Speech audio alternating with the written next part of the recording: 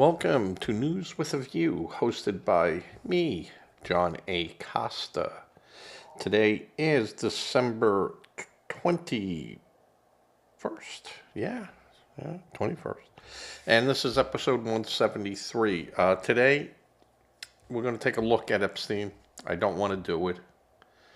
It's a waste of my time, but I've gotten requests to put it in some type of order so people can understand. There were questions, how could it be done, why? So I kind of broke it down into a timeline. And the other thing I'm going to speak about is I was requested by a viewer to look into GAVI, which is the Global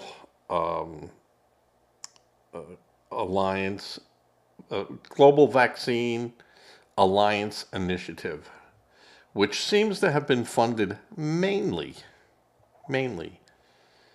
by NGOs out of the United States. And this was a program to inoculate 500 million people, if not more, over the next 5 to 10 years.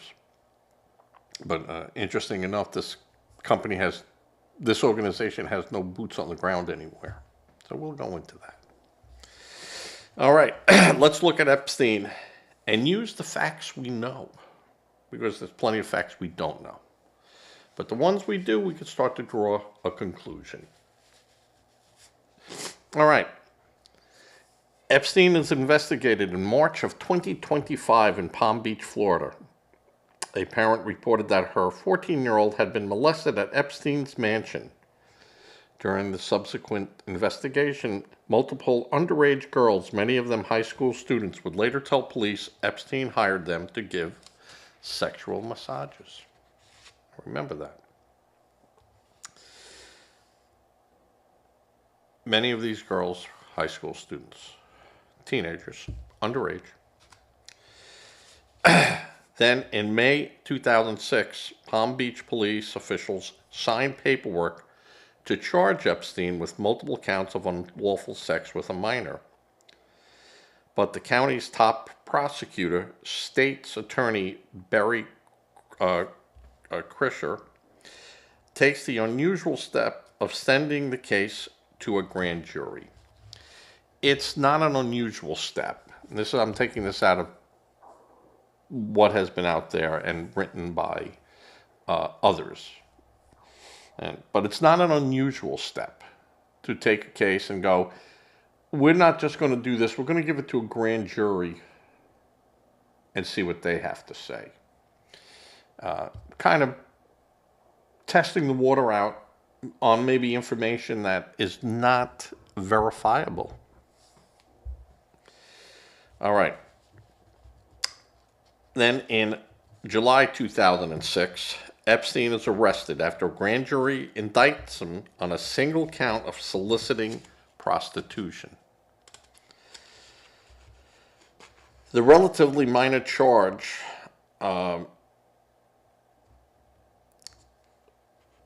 is something to be looked at. And you could go, hey, this went from underage girls to just solicitation of a prostitute. Many people in the news and many people in public offices complained about this, including Palm Beach police leaders who accused state attorney of giving Epstein special treatment. And now the FBI comes into it.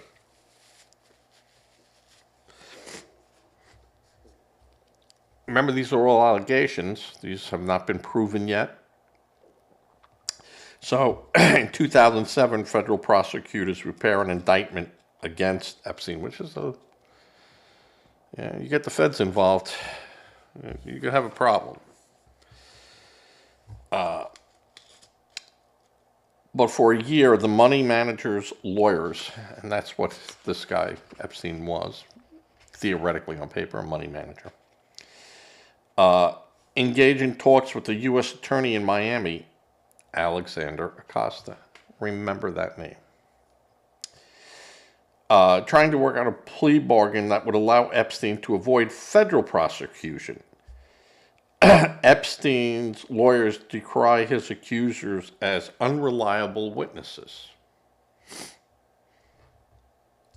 So they go to the federal prosecutor, because now the feds are involved, and go, you're going to have these girls, you're going to have this, it's going to come out that some of them are lying, some of them are not truthful, and your case is going to fall apart. And, you know, let's talk a deal here where both parties can get something that they need. So, in June 2008, Epstein pleads guilty to state charges, 1 count of soliciting prostitution and 1 count of soliciting prostitution from someone under the age of 18. Now, normally that's a pretty, at that time there weren't as many laws on the books to start breaking down age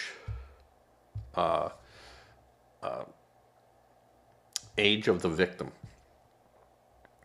where, from, 0 to 12 is this, 13 to 15 is this, 15 to 17 is this, in what degree. I mean, it's still horrendous and it's still terrible, but a lot of jurisdictions did not have those types of laws. So he is sentenced to 18 months in jail, and under a secret arrangement. And I don't know if it's secret in the sense that it was held back from the victims. So there were people that came forward and made, in like 1996, accusations against Epstein that were never followed up on, and but they weren't charges. So it's hard to say, this was kept from them. But the U.S. Attorney's Office agrees not to prosecute Epstein for a federal crime or crimes in this manner. Epstein serves most of his sentence in a work release program that allows him to leave jail during the day and go to his office and then return to jail at night. That's not uncommon. I would say in this case, it wouldn't be on the face of it. On the face of it. But July 2009, Epstein is released from jail for the next decade, 10 years. Multiple women who say they are Epstein's victims wage a legal fight to get his federal non-prosecution agreement voided and hold him and others liable for abuse. So what they went and they said, hey, we're going to make these charges, and we did this, and no one listened to us, no one went forward with it. Well, if the federal prosecutor and state prosecutors didn't know of the existence of these people, or their credibility was really in question, yeah, we hear you. You have another avenue to take. You can go civilly.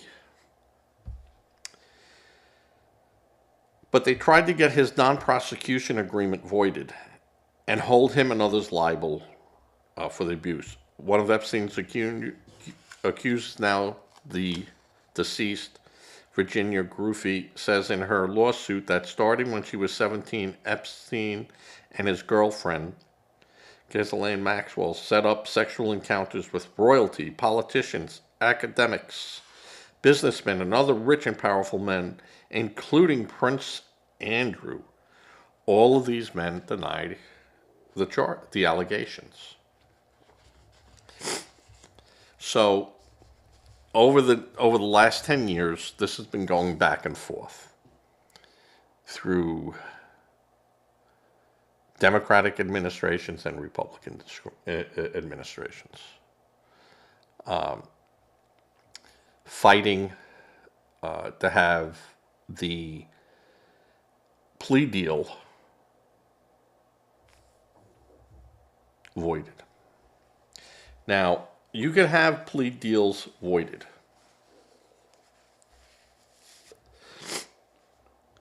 But it would be tough because the plea deal is made, with the available information. And it's hard for then the government or prosecution or the state to come in later and go, well, you didn't tell us everything when we made this plea deal with you. And they could turn around and go, yeah, we told you what we knew. I didn't know there were people out there saying that I did X, X, X, and X. I wasn't charged with that. So the plea deal that he made for that time was for the crimes that he was talking about. But they went a little bit further.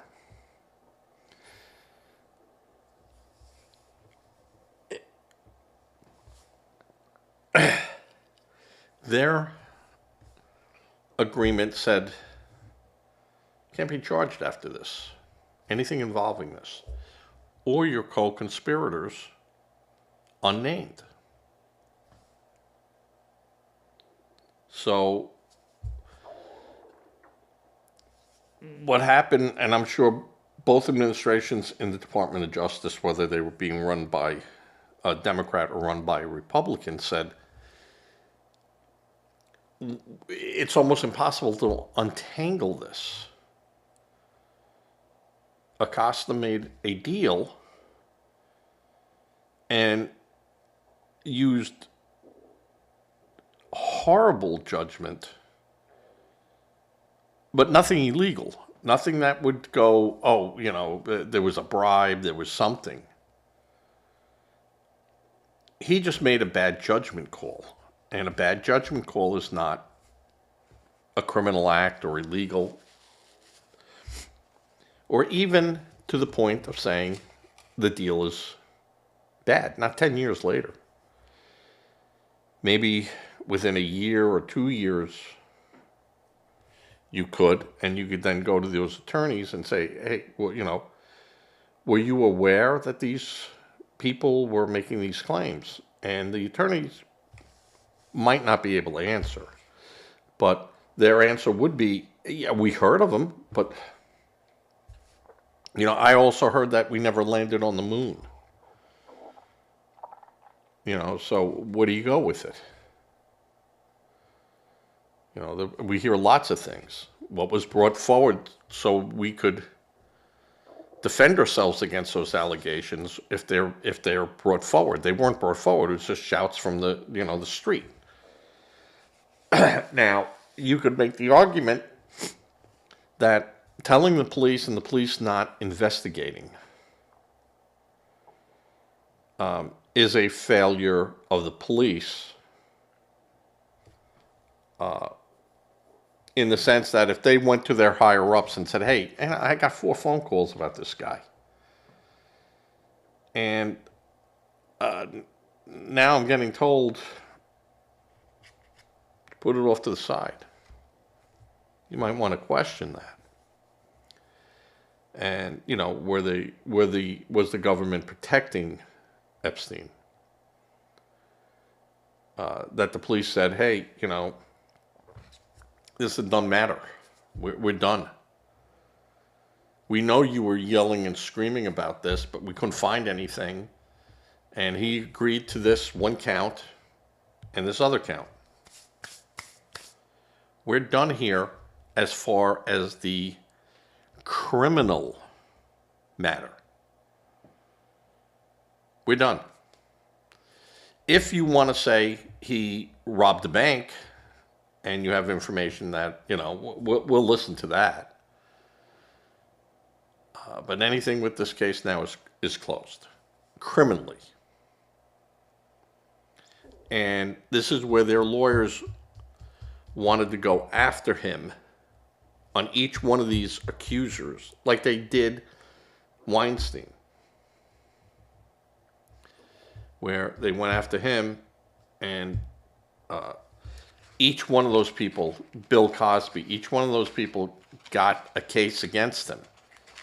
And that would make a civil case then even easier to reach. The justice here was not about criminal justice. This was about monetary justice. These people wanted money. And it becomes a different fight when it becomes civil. So, July 6, 2019, Epstein is arrested on federal sex trafficking charges after federal prosecutors in New York concluded they aren't bound by the terms of an early non-prosecution deal. Days after this, Acosta resigns as labor secretary because he went from over there and became labor secretary under Donald Trump's first administration. And he resigned because of the outrage over the initial investigation. So he had to get out of Dodge because of his poor lack of judgment.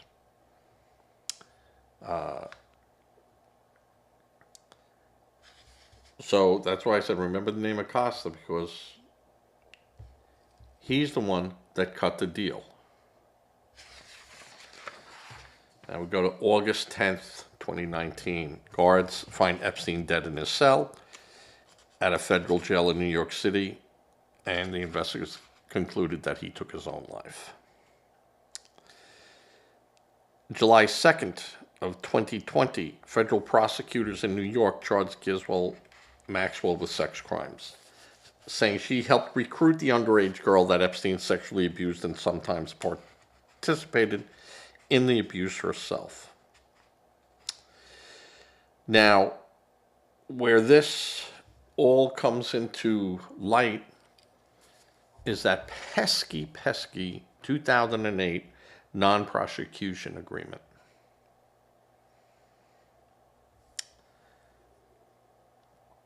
Now, December 30th, 2021, after a month-long trial, a jury convicts Maxwell on multiple charges, including sex trafficking, conspiracy, and transportation of a minor for illegal sexual activities. And one might say, how could, if she's a co-conspirator, she gets immunity? That's what this says. New York federal said, well, we're charging her with different crimes than what that covered. I think, personally, if Epstein would have challenged that, and everything stayed static from 2009 when the deal was made, or the 2008 when the deal was made, and he did his time and he got out. Remember, he was released a little early, but he did his time. In that agreement, there could be that he would no longer have contact with certain people. But it never said that. Nowhere did it say who he was allowed to speak with. And if he was engaging in the same type of things he was doing, well, that becomes new crimes. And they go, yeah, we're not prosecuting for that stuff. That's a done deal. This is new stuff. It would be very hard for them to bring those people in from the past because that's been taken care of. This would have to be people later. And it would have to be people making the claim that he did this after 2008. Not that he did this in 1996 and I'm just coming forward now. Go to civil court. Criminally, we can't do anything. If this happened before 2008, yeah. Well, I feel sorry for you. But the clock has run out. We have dealt with it, and that's it. Now, again, if you can point to a new crime that isn't covered under all this, we can listen and go from there.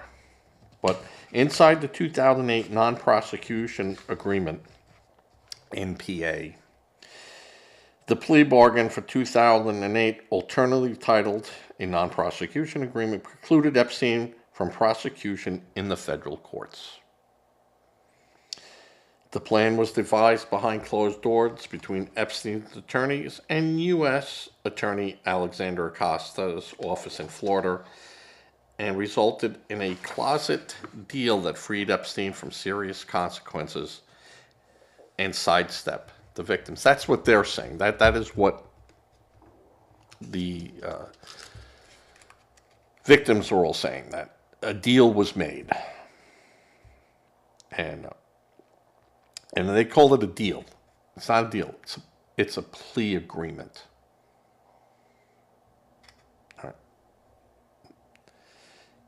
The money manager, businessman, would agree to plead guilty to 2 state charges of soliciting, and one of them soliciting a minor.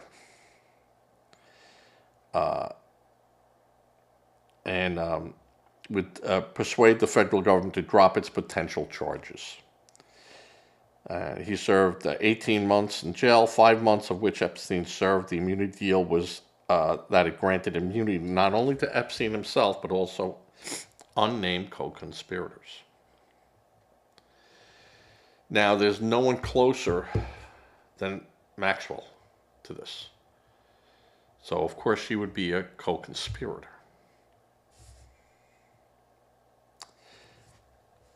The verdict had not been disclosed to the victims during the negotiations. It wasn't a verdict.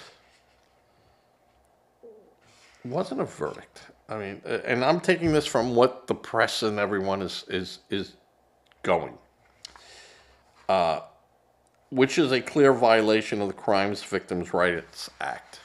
So what happens is that the victims should have been informed that Epstein is going to be found guilty on one charge here and one charge here. And they would have the right to know that. Also, they probably would have had the right to be there and give a victim's impact statement. You dirty, rotten bum, you ruined my life, boom, boom, boom, you gotten away with 1 and 1. And the judge at that time could turn around and go, whoa, whoa, whoa, whoa, whoa, I didn't know all this. It was never presented to me in this manner. I'm going to push this deal off to the side, and we all need to have a little talk about this. And the agreement, they don't have to be notified before a deal is reached. The victims do not need to know about any of the wheels in motion. They do not. That is where they need to be told is once it's approved by a judge and it's sentencing time, they get to have a word.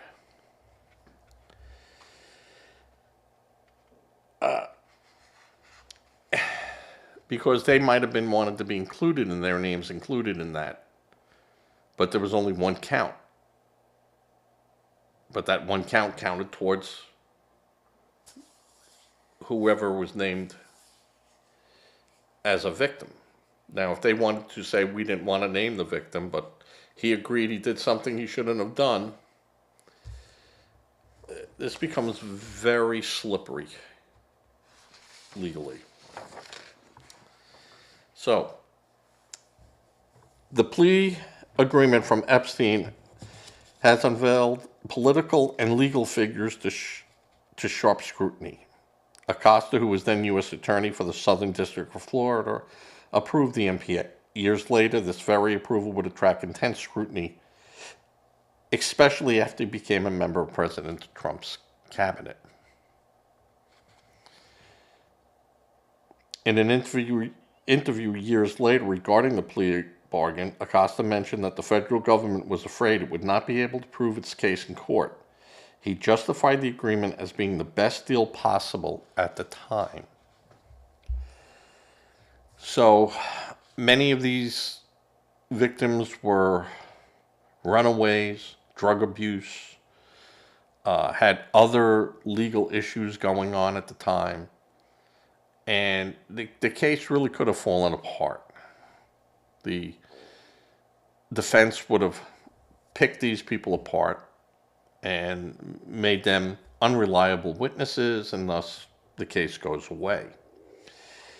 And he'll take the win, and he got a win. Epstein became a registered sex offender and was charged, admitted to his crime, and sentenced. Now, Maxwell, Epstein's longtime accomplice, was not charged in 2008 despite a slew of allegations against her. And they're saying, well, this might have been due to the non-prosecution agreement that was agreed upon. That the state and federal government turned around and said, again, this is like I said, we're trying to untangle this, and it can't be untangled. If we break it, if we do this over here, we violate our plea agreement. And if we bring the plea agreement forward into the full light, well, this office even was administered by another administration, we're going to look bad. We're going to look bad. And it will then open the doors to say, well, okay, are you guys working on any other deals like this that we should know of? Now, no, you don't have a right to know it. But you might be able to ask, are there other deals that you made? And yeah, and we're not going to tell you about it. You know, yeah, we make plea deals every day. Federal prosecutors only take about 5% of their cases to trial. And of those ones that they take to trial, they win about 95% of them. All the others are plea deals that are worked out. I know I got 97 charges. We'll take that one, and we'll take that one. And that's it. All the others go away. So he's just going to do 3 years here and 2 years for that. They run at the same time. So let's work out a number. So they didn't want to go after her because of the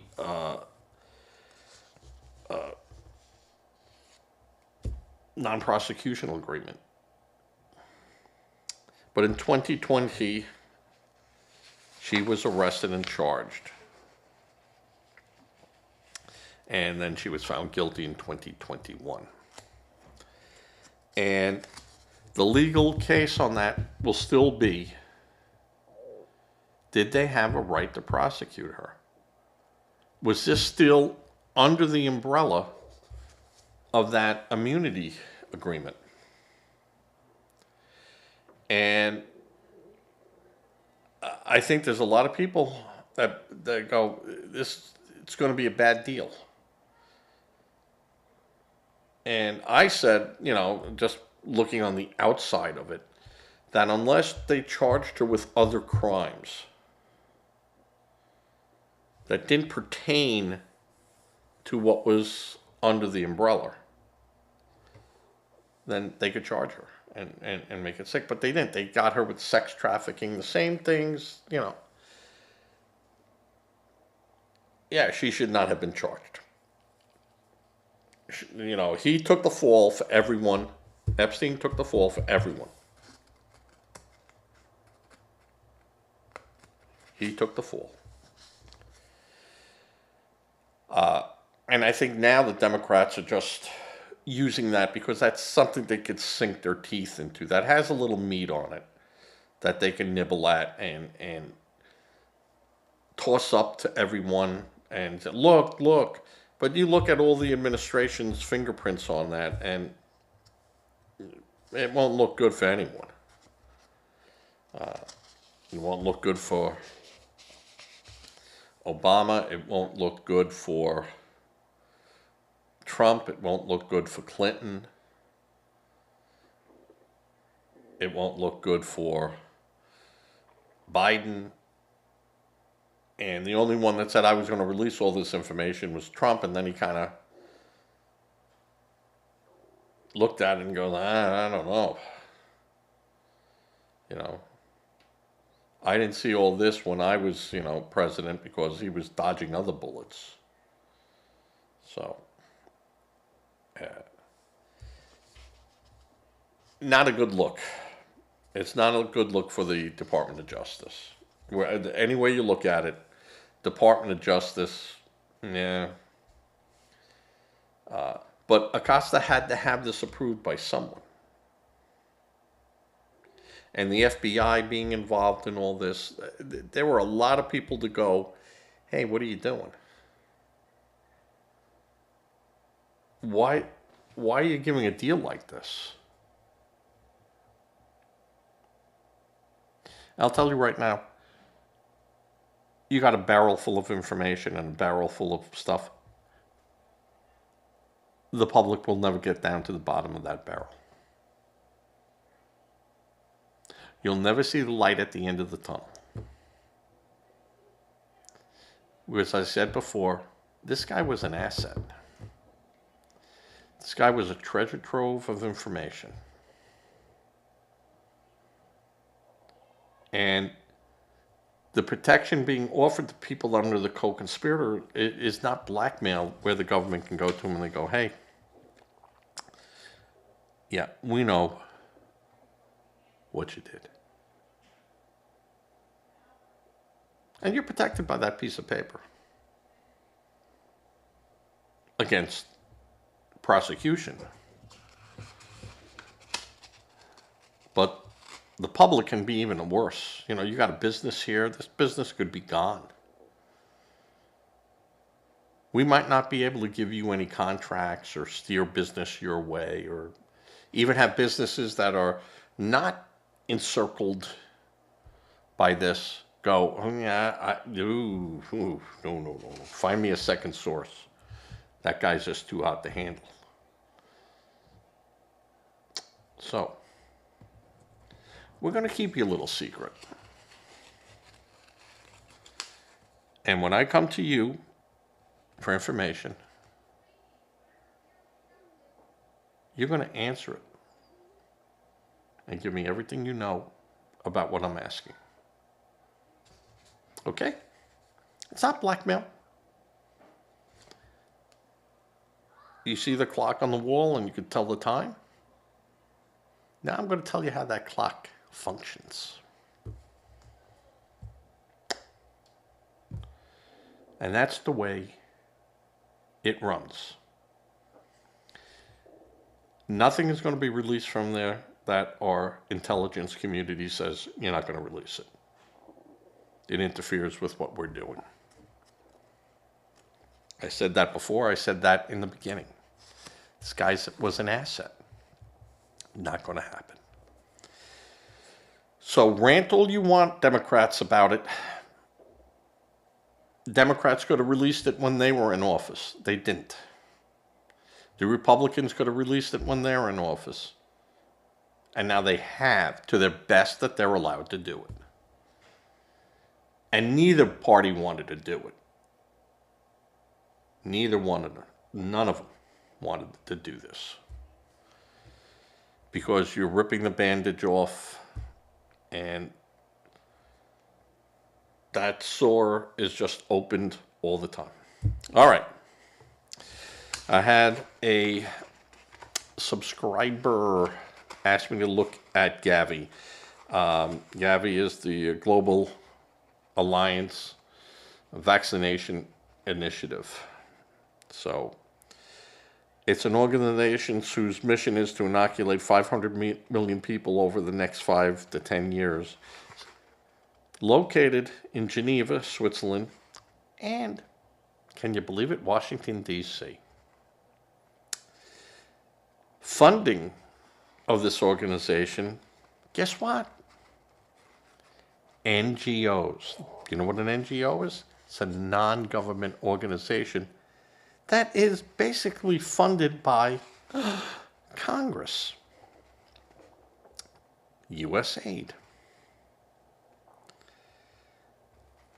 That is now coming under extreme scrutiny by people.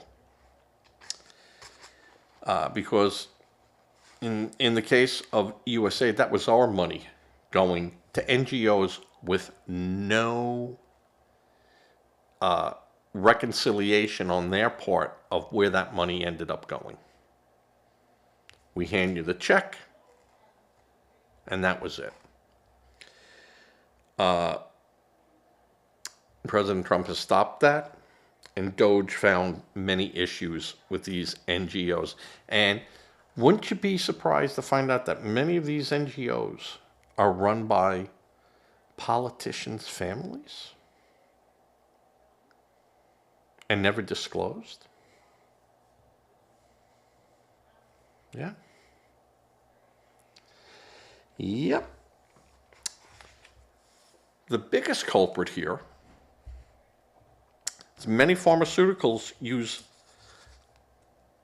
this organization for mass testing on products on poor nations' population for the effectiveness of new medications and drugs. Under the guise, we're going to find a cure for Ebola. We're going to find a cure for this, but first we got to test it. So we're going to use these people as lab rats. I'm not an anti-vaxxer. I've seen the effects of what measles did to people, and mumps, and rubella. I'm old enough to remember friends whose older brothers and sisters suffered from polio.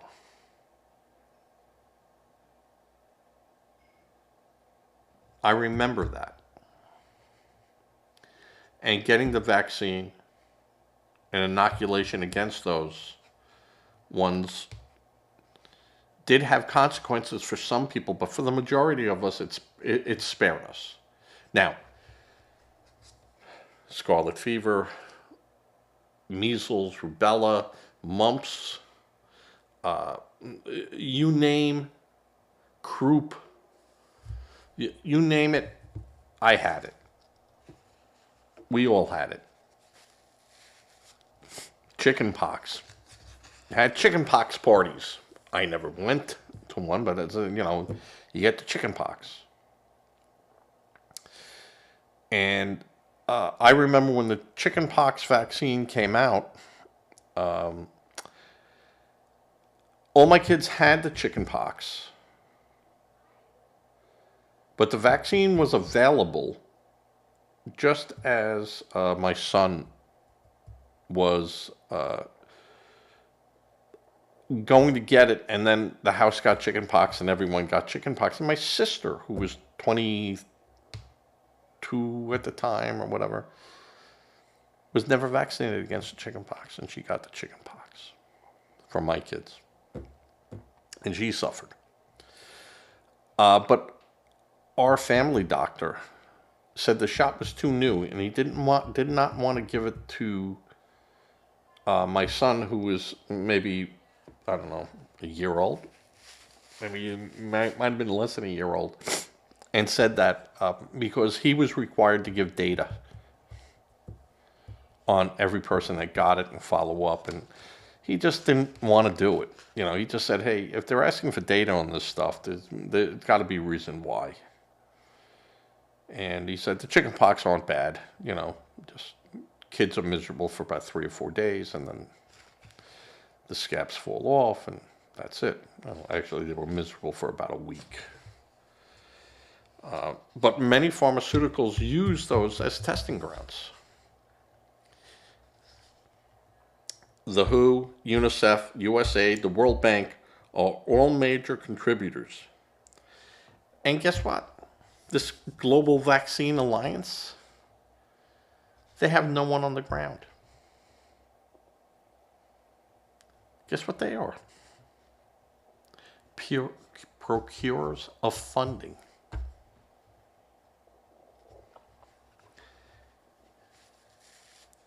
And guess who funded the WHO? Guess who funded the NGOs?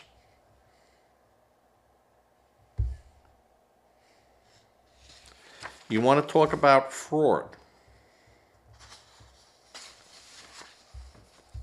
And this is fraud from the Republicans to the Democrats. These NGOs and these global alliance, you know, we had UNICEF.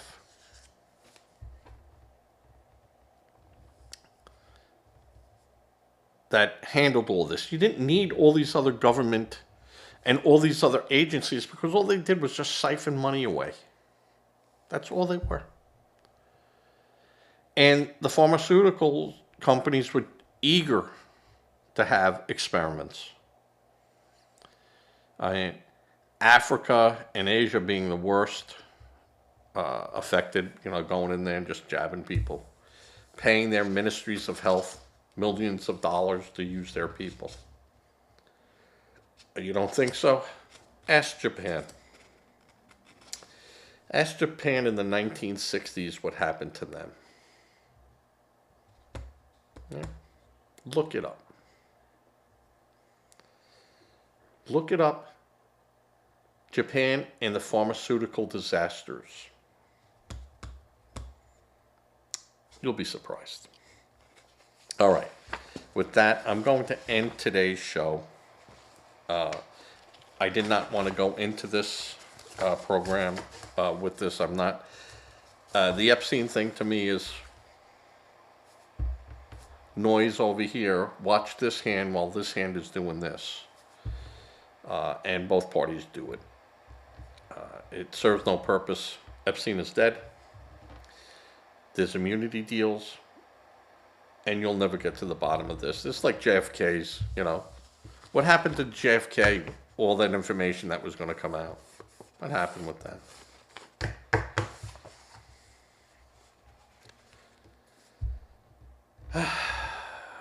People are so gullible.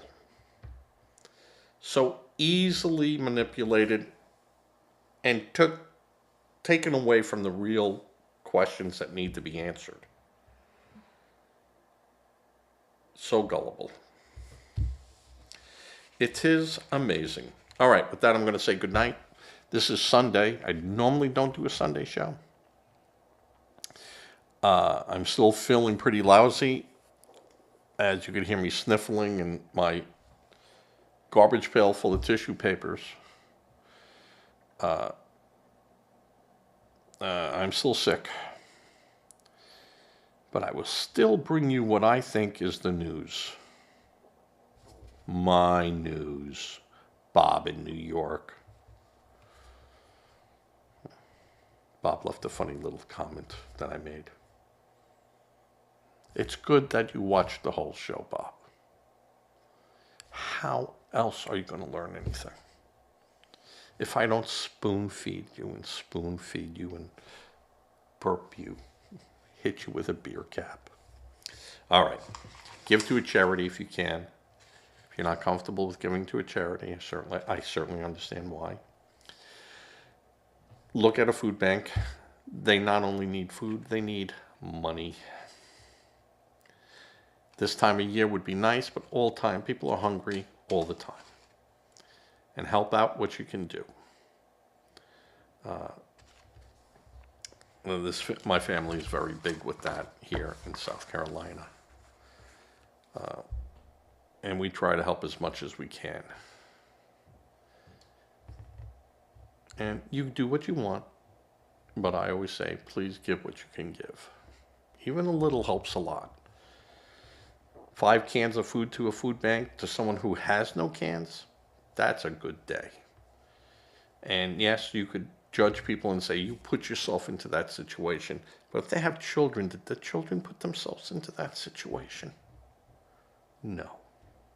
No, they did not. Suffer for the sins of the father? No. Stop. We're a great nation. We should be able to help those that need help. But those people that need help also have to start helping themselves. All right. With that, I say to say a prayer. Prayer works regardless of what any Democrat might tell you. And with that, I am going to fade to black.